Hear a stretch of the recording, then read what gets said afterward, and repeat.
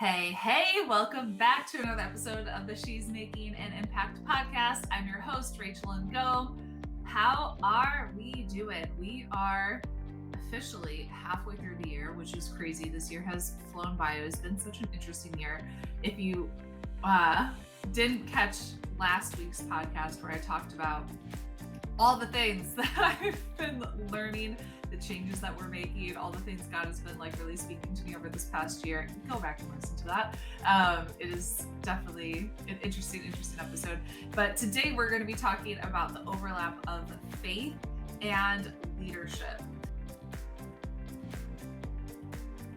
So as we're diving into leadership over, the past several weeks, I want you to think about what have you learned about leadership, and I want you just to think about different examples of leadership that you have experienced, both good and bad, because you might have had people that were managing you, but I want you to be thinking about what about that experience was good that you want to pull from that to bring into different areas that a good example of leadership that you want to use, right? And then what are some bad examples of leadership that you have experienced that you're like, I do not want to lead like that? And as I was thinking about this, I was thinking about one because I have not had an actual full-time job in my life. I went from, high school, college, grad school, having side jobs and kind of working. As a volleyball coach and at my mom's work over summer break, winter break, whenever I could, and a lot of internships, but never had a full-time job. Thanks God for entrepreneurship. That I don't know. I would have a really hard time working for somebody else. Anyways, one of those internships that I had was in Maua, Kenya. When I was 20, I lived in Kenya, and that was one of the best experiences of my life. I came home a completely different person. I went there being kind of shy, unsure of myself, to being wow, God is good, and just so much more confident and trusting and whew, yeah, Kenya, Africa, changed my life. Anyways, so I was working at Maua Methodist Hospital and this is a tiny little village, 6 to 8 hours, depending on if you're taking a bus or what kind of transport you're taking, up the mountains outside of Nairobi, in this little village, right? Not little, there's 100,000 people that live there. So I'm working at this hospital, living on the hospital compound, and I'm working in the nursing school area. And there's a woman there that's a missionary from the UK, and she'd been living in Maua and working at this hospital for a long time, a good part of her life, at least 20, 30 years. And my experience of her, watching her, wasn't a good one. And then watching how the people that were reporting to her responded made me realize that's not the kind of leader I want to be, because she led with authority.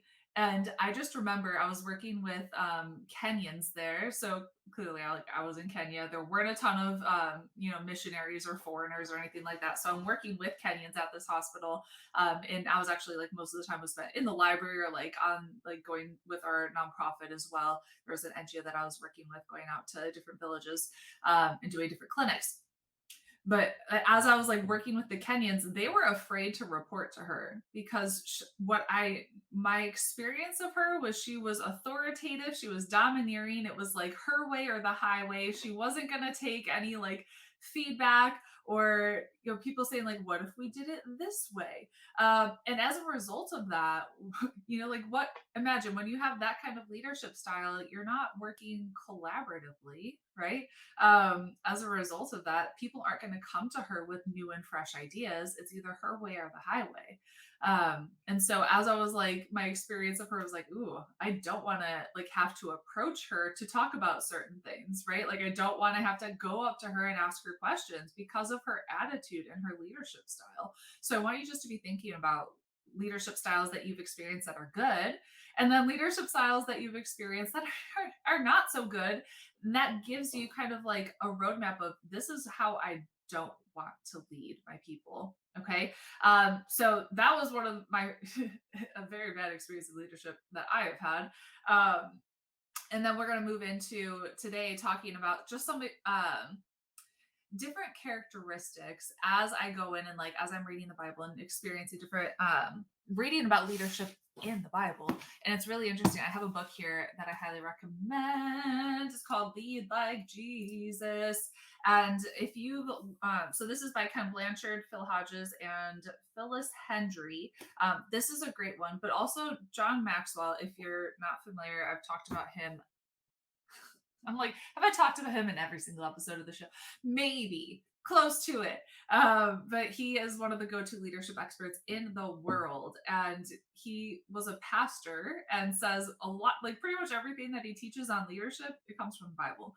So we're just going to dive into a few of those things today. I got just a little bit for you today. So the first thing is humility.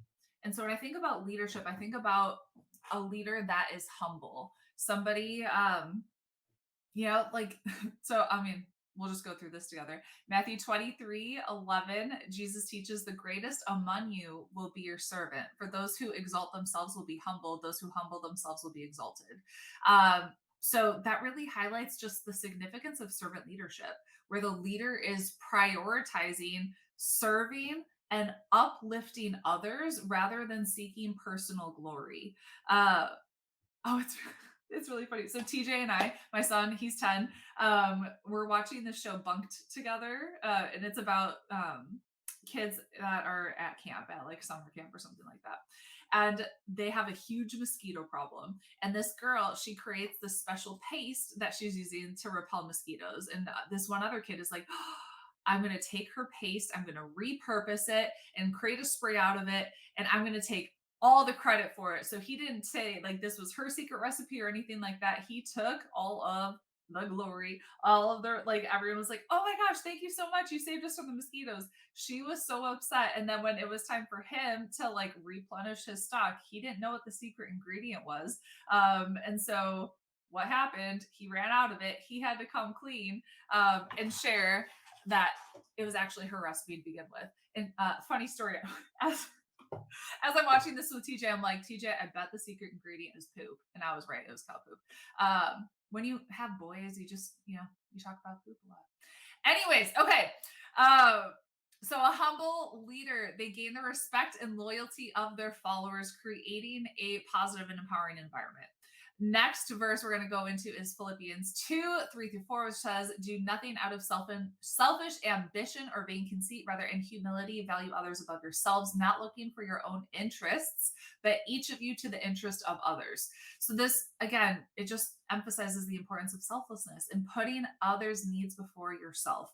So a leader who genuinely cares about the well-being, the growth of their team, they foster that trust and that loyalty that leads to a more productive environment of people being able to come together for the collective good to help each other win. When you have that focus in your organization, when you're leading people with that intention, like that's when the magic really happens. Okay. In Mark 10, verse 45, Jesus said, for even the Son of Man did not come to be served, but to serve and to give his life as a ransom for many.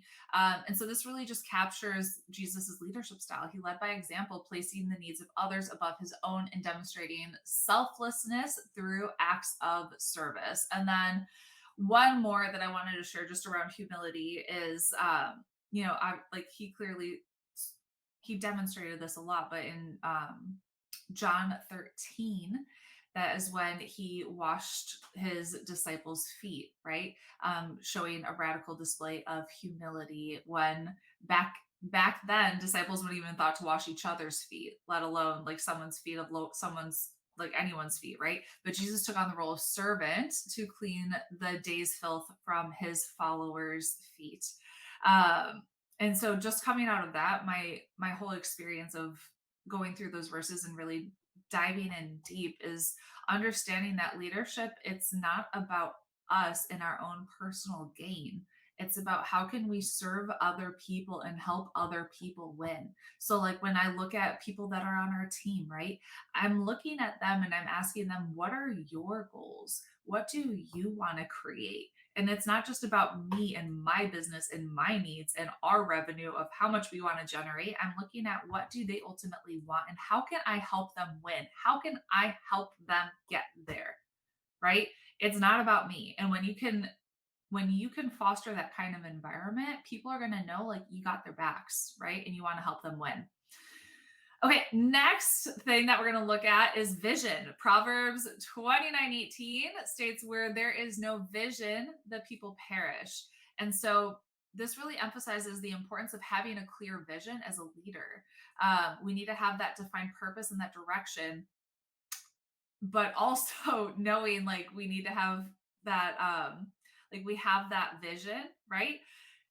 But leading it like God is leading the way. So like as I'm creating vision of what I want to create in my business, ultimately I'm like, God, you're in control. And we're going through this, like I mentioned it in last week's podcast of like we're going through this kind of like crazy transition in our business of God is being like, all right, you're getting rid of this entire program. This is going to be your focus now. So I'm going through this kind of new identity as a leader of leading my team through, all right, we're moving in a new direction and knowing like God is going to lead us to. And I'm kind of letting my team know, I'm like, as soon as I know the next step, I'm going to be taking you with me along that journey. Okay.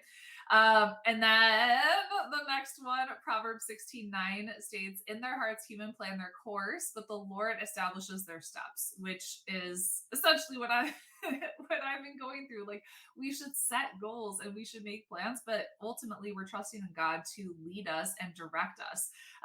And as leaders, we need to be able to acknowledge that we can't control every single outcome, but we can have faith and really seek that guidance and trust in God to lead us and to navigate us and have that confidence that like he's ultimately in control. He has our best needs. He wants us to prosper, right? Okay. And then last one to be the example. So in Peter 5:1-3, it states, to the elders among you, I appeal as a fellow elder and a witness of Christ's sufferings, who also will share in the glory to be revealed. Be shepherds of God's flock that is under your care, watching over them, not because you must, but because you're willing as God wants you to be, not pursuing dishonest gain, but eager to serve, not lording it over those entrusted to you, but being examples to the flock. So I'm just looking at that as how can I be an example again to the people that God has entrusted to me. If you're faithful with the little, you'll become ruler over much, right? So I'm like, how can I really steward the people that God has entrusted me with? And that goes with the people that, are on our team that are helping grow our vision. That goes to the people that have entrusted me in grow, like inside the Impact Partnership, inside our program Activate, inside of Pin with Purpose, the programs that people are investing their hard-earned money and working with us. How can I really steward them and help them grow? Okay. All right. I think that's good for today and to give you some things to think about. So again, we talked about humility. That's a big one. We talked about vision. We talked about godly guidance and being the example. If this was helpful to you and you share it with somebody, that would mean the world to me. And also, if you went to iTunes and left a review of the show, make sure you take a screenshot and then email that to us, clientcare@rachelandgo.com. And I have a gift for you as a way to say thank you. You're amazing. Thank you for being here, and I'll talk to you soon. Bye.